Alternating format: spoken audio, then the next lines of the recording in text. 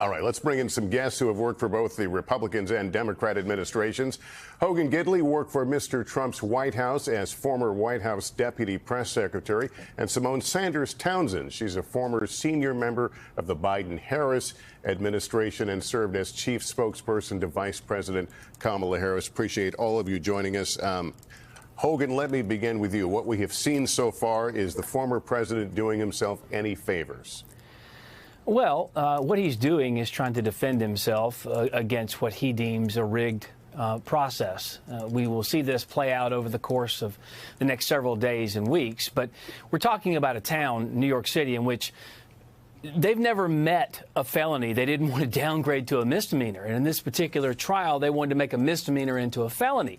So I understand his rationale and his reasoning there.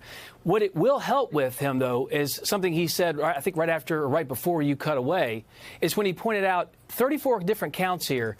In just 12 hours, he's raised $35 million off of this. Many people in this country deem this as an unfair proceeding. Forget the party, forget your political persuasion.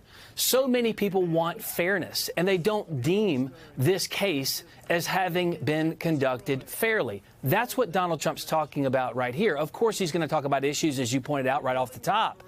But right now, he is trying to explain to the people what he thinks happened in this case and why he's been unfairly targeted. And that's going to be the battle from now until Election Day. He's not allowed under the gag order to really go or make comments about the jury, but you are. Many others have called this, again, a sham trial.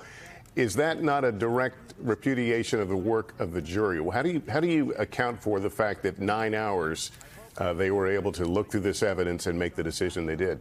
Well, it's Manhattan, so they don't like him here. That's pretty obvious, and a lot of people will call them a jury of his peers. Okay, I would argue it's a jury of his political opponents because they don't like him. The judge doesn't like him, and quite frankly, when I talk to reporters in the room who lean left, whose names you would know, national reporters at big entities, called me and said it was obvious. The judge didn't like him, and the jury didn't like him either. No one is surprised by this outcome.